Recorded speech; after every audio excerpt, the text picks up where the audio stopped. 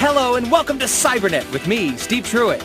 Gear up for a radical race, play some football on the streets, battle an evil monster, and have a party with Mario. It's phenomenal. It's Cybernet. We power into our show with the highly anticipated sequel to the world's most popular racing franchise. After 4 years in development, it's time to put the pedal to the metal and buckle up for Gran Turismo 4 speeding onto the PlayStation 2.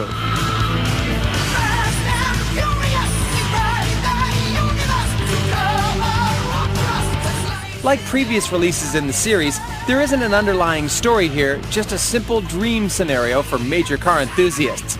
You start as a regular driver, just trying to make a name for yourself on the speedway circuits. Naturally, your goal is to win races and earn money so you can become a hotshot in the racing community.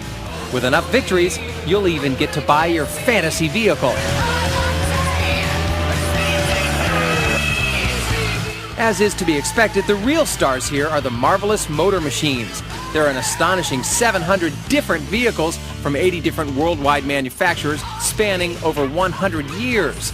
So if you've always wanted to pit a Volkswagen Bug against our favorite, the Corvette Stingray, you can do it all in the same game. On top of all that, the models and animation physics of all the cars have been upgraded to the highest level, ensuring the most realistic driving experience possible.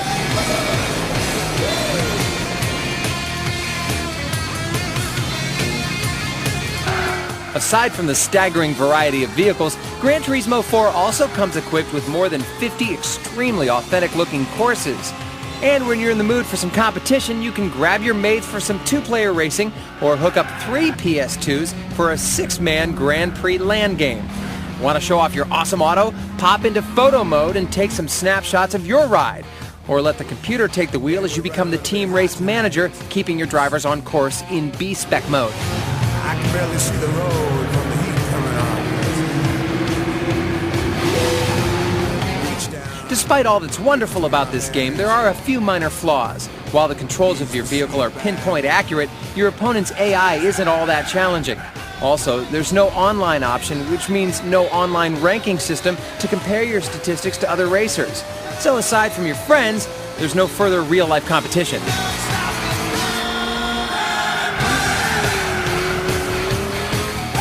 It'll be easy for race fans to look past these few faults because Gran Turismo 4 is thoroughly impressive.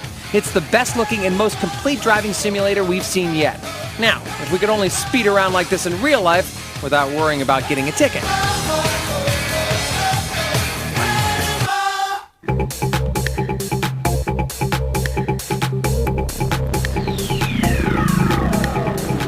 Taking control of Ty, everyone's favorite Tasmanian taiga down under, comes with a lot of responsibilities. So grab a pen and write down this cheat for bush rescue on the GameCube.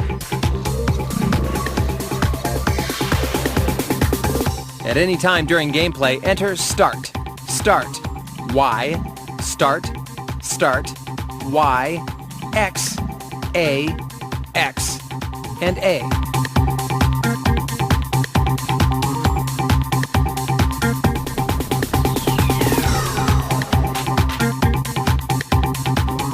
We've just poured 100,000 opals into your account, so feel free to spend away at your local store and stock up on all the weapons you're going to need to take down all those evil outback creatures.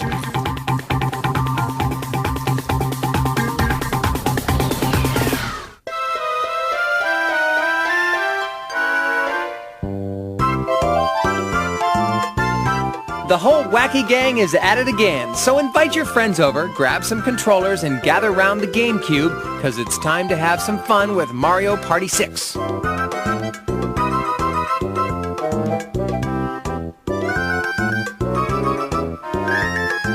In Nintendo's latest installment of its ultra-popular series, Mario and company are back with another round of fun-filled games. All your favorite characters return, along with some game enhancements that are sure to keep the party rolling well into the night.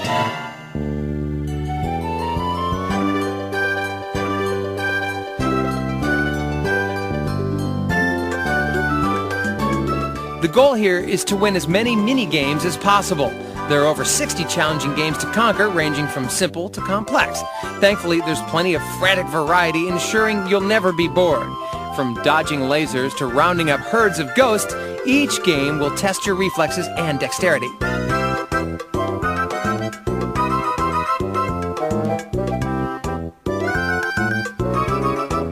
The main party mode can be played with up to 4 players. You can choose either 2-on-2 teams or go all out with 4-player mayhem. And with popular favorites like Boo and Wario available, you're sure to find a suitable character. You'll even have the option of single player, but at this party, the more the merrier.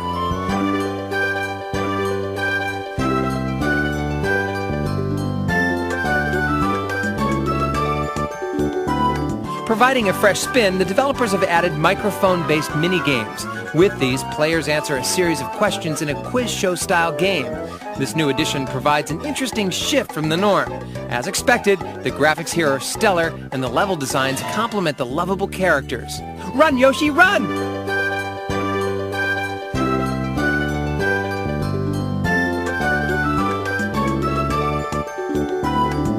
Although not a groundbreaking leap forward, this edition's strength lies in the simplicity of the action.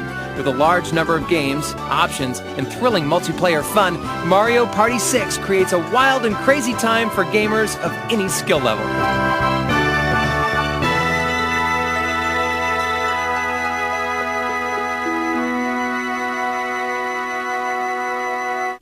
Okay, get ready for Cybernet's Top 10 Xbox Games chart. At number 10, take control of Japan's greatest monster and battle legendary beasts all over the world in Godzilla Save the Earth. As Bond, you fought for king and country. Now see what it's like working for the bad guys in GoldenEye Rogue Agent at number 9. At number 8, it's everyone's favorite sea-bound hero saving the day in the SpongeBob SquarePants movie. If you're good with machines and are looking for 2 tons of fun, then take control of MechAssault 2 Lone Wolf at 7. Hitting the pitch at number 6, it's the world's best football players doing what they can to score in Pro Evolution Soccer 4. Master Chief is back and he's hot on the heels of the Covenant. This time, the world's at stake in Halo 2, hovering at number 5. Checking in at 4, the stakes couldn't be higher as the first 2 versions of this fighting classic are repackaged in Dead or Alive Ultimate. But when it comes to classics, no game can top the timeless adventures of Sonic Mega Collection Plus, blazing in at 3. At number 2, use the Force for good or evil in Star Wars Knights of the Old Republic 2 Sith Lords. But we just love making money and blowing stuff up, which is why Mercenaries is our Xbox number 1.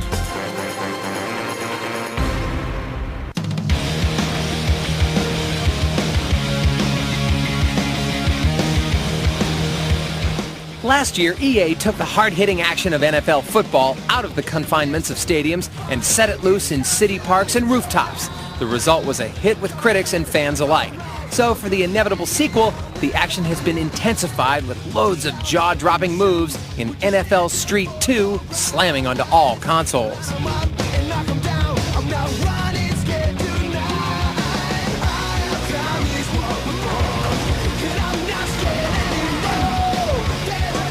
For those of you who played the original, you'll find that much of the game remains the same. 8-man teams, style moves, bonus points, and game breakers all return. The big addition this time around is wall jumps, which allows you to run and jump alongside walls, creating some pretty incredible plays.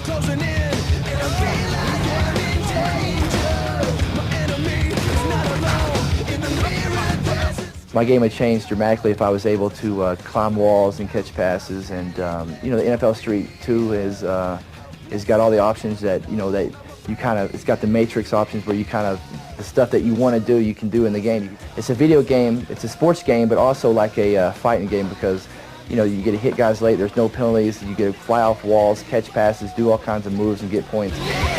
With the all-new Hotspots feature, you can coordinate your special plays so they happen on these spots that are spread across the field. This is a great way to increase your style points in a hurry. Accumulating a certain amount of points unlocks Game Breaker moves and the newly added Game Breaker 2 abilities. These allow you to pull off moves that are basically unstoppable, which comes in handy in must-score situations.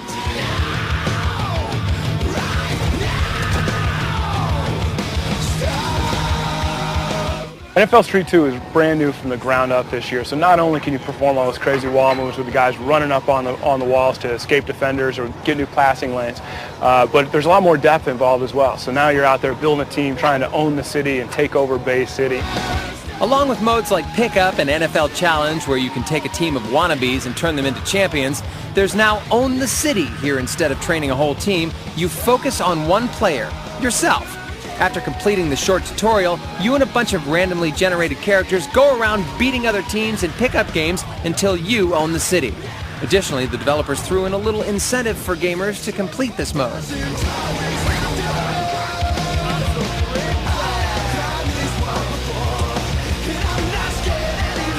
There's a feature on NFL Street 2 where you can take and build a character, and if you successfully complete the game, you can upload that character onto the Madden game in 2006. So from the street to the field, how we regularly do it, right? There we go. The one aspect of this edition that received the most attention is the online play, especially for Xbox Live subscribers. Online games were smooth and were never lacking opponents. Overall, contrary to the hype, there isn't all that much difference in NFL Street 2 from the original, but the minor improvements definitely take this bone-crunching game in the right direction.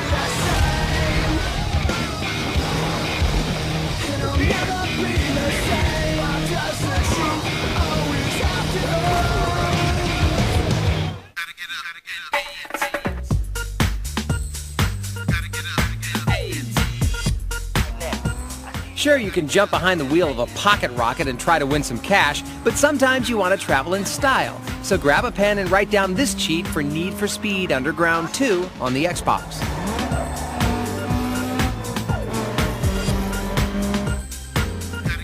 At the Press Start menu, enter H2 Capone. That's H, the number 2, then C, A, P, O, N, and E.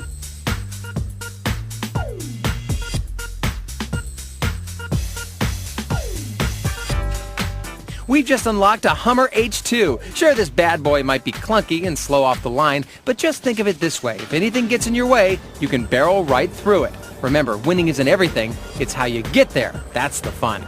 Enjoy! Coming up, we confront a new evil, deal a winning hand, and fight on the high seas.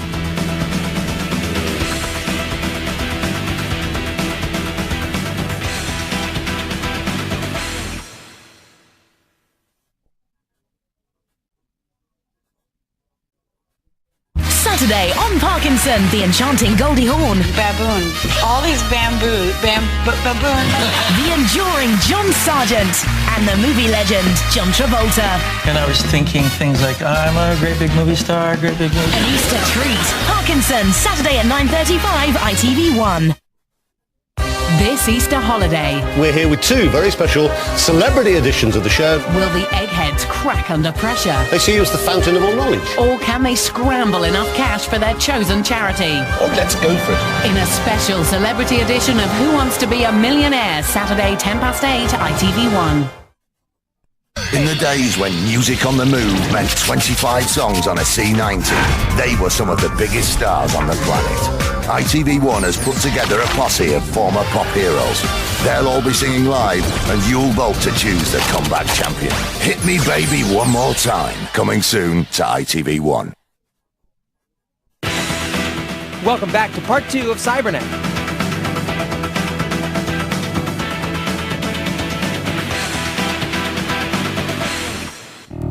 We cautiously creep into our second half with the return of a frightening franchise that helped define the survival horror genre.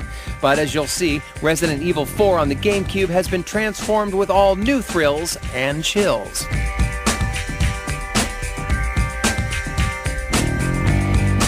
Although the last couple editions of Resident Evil were well made, they recycled familiar patterns, so the developers at Capcom rebuilt the game from the ground up while still maintaining the eerie atmosphere that made the series so compelling.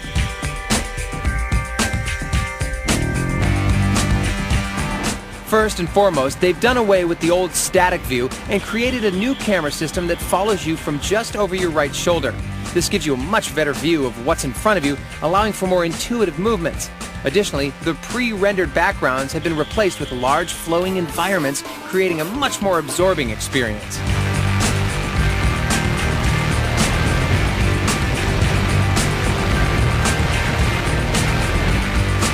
These changes have allowed the producers to greatly amplify the action. In previous releases, your movements were deliberate and clumsy, but now you can leap over barriers, get into vehicles, jump out of windows, and even use kick and throw moves. Plus, during battles, you can now zoom in when aiming, making weapons much more accurate.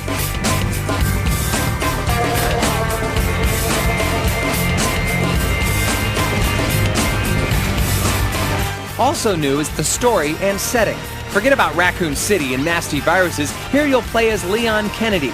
Last seen in Resident Evil 2, this former cop is now a U.S. agent who's sent to investigate the abduction of the president's daughter in a mysterious European village. Ashley! Oh my God! What's going on? Don't worry, Ashley. I'm coming for you.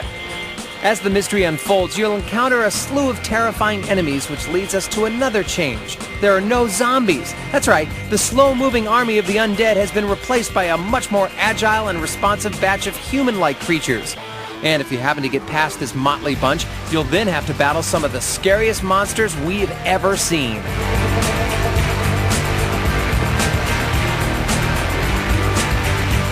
Not everything is completely new, though. You can still only carry a limited amount of weapons and items. And while not as prominent, there are still a few tricky puzzles to solve. We were also blown away by the graphics, which were rendered with rich textures and a high polygon count. Plus, it all runs at a smooth 30 frames per second and features some very cool ambient sound effects. Resident Evil 4 is an excellent effort that has absolutely reinvigorated the series.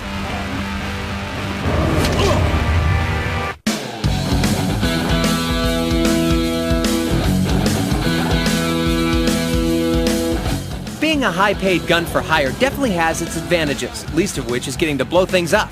But we here at Cybernet would like to point out one advantage you may have overlooked in Mercenaries on the PS2.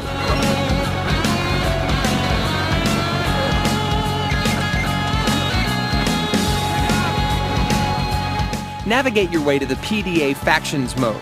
Once there, enter left, left, right, right, up, up, down, and down.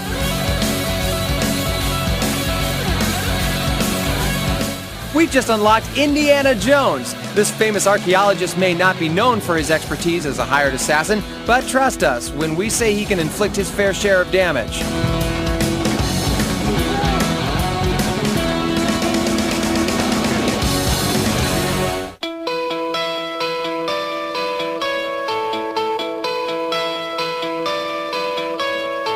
It's now time to deal the cards, but we're not talking about a game of poker. This card game is all about massive monsters and powerful spells, as you're about to find out in the video game conversion of Duel Masters on the PlayStation 2. Do we get to duel? Yes, but first I must see if you are ready.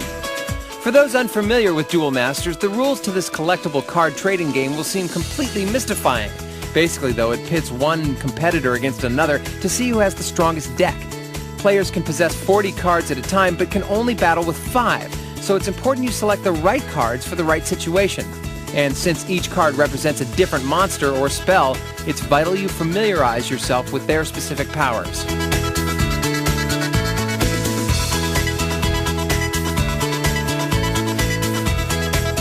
Another key element is the use of something called mana, which allows you to summon creatures and cast spells. And the only way to get mana is to sacrifice one of your monsters. Luckily, you get to add one card for each turn, so your supply of monsters will always be replenished.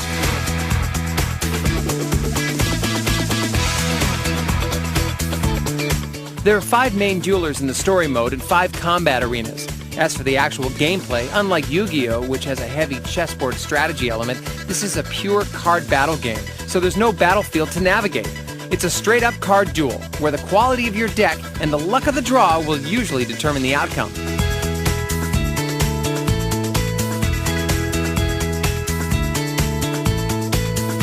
Overall, this is a terrific conversion of the card game. The effective controls make navigating the screens and issuing commands a smooth experience. Graphically, it's somewhat of a mixed bag. The backgrounds and character models are bland and lack detail. However, the characters are nicely presented in a familiar cel-shaded anime style, and the monsters are also visually impressive.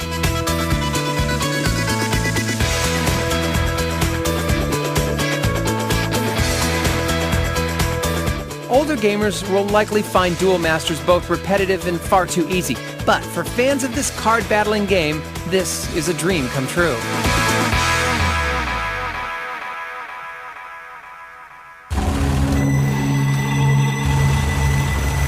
Our Game of the Week is the sequel to one of the greatest PC titles of all time. Half-Life introduced gamers to memorable characters and a spectacular cinematic presentation. Now, after 6 years in development, the highly anticipated follow-up is finally here.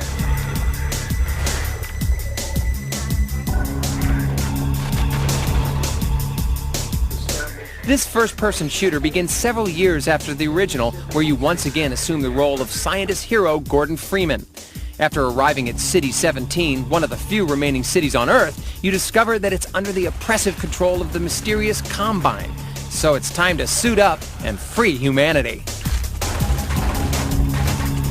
Follow me, brother, and tread lightly, for this is hallowed ground. The controls are slick and responsive, allowing you to smoothly navigate through the enormous levels that are located on both land and sea. And thanks to your environmental suit, you can even swim underwater. But hang on tight, because the coolest feature here is that you can now drive several vehicles.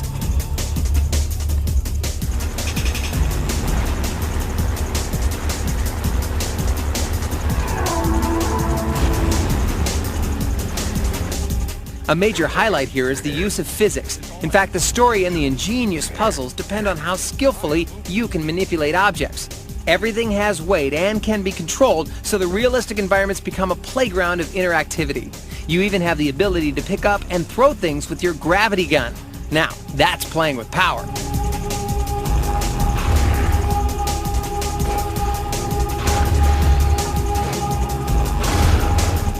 Half-Life 2's presentation is extraordinary, and the level of detail is stunning, enabling you to easily immerse yourself into this remarkable virtual world.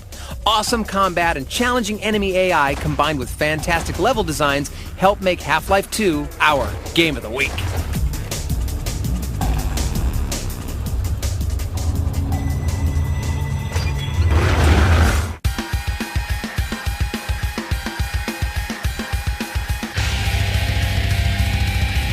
Namco's ever-popular Tekken series has branched out into a single-player adventure, so get ready to slash, kick, and crush your way through Death by Degrees for the PlayStation 2.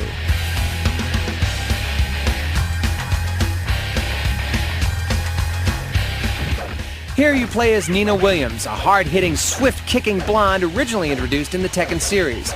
As a CIA operative, your goal is to infiltrate and destroy a secret organization which has seized control of a cruise ship. Once on board, your job is to investigate as well as battle every enemy on board.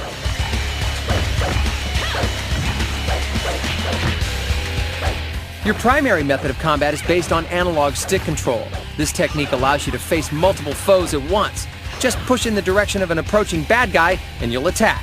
You can also equip yourself with firearms and swords, but neither is as effective as simply kicking your enemy until he's down for the count.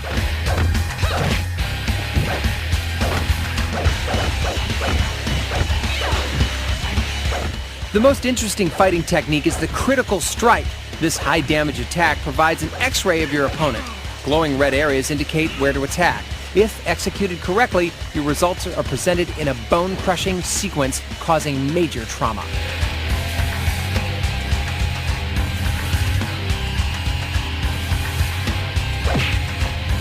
When you're not engaged in combat, you'll spend your time on stealth missions, exploring every inch of the ship. By collecting fingerprints with a print scanner, you gain access to top-secret levels. Sadly, sluggish loading time reduces the pace to a crawl, making potentially suspenseful events seem boring.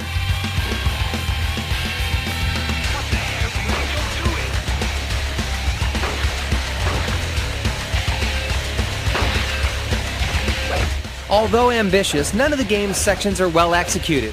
As an offshoot from the great Tekken series, we expected a bit more.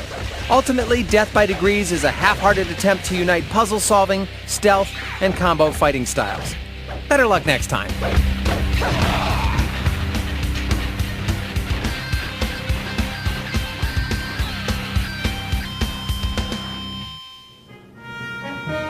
Well, the lovely Nina may be down for the count, but Team Cybernet promises to return with more fantastic game reviews. Don't forget to keep in touch via email. So until next time, here's more gladiator action from Shadow of Rome. Compliments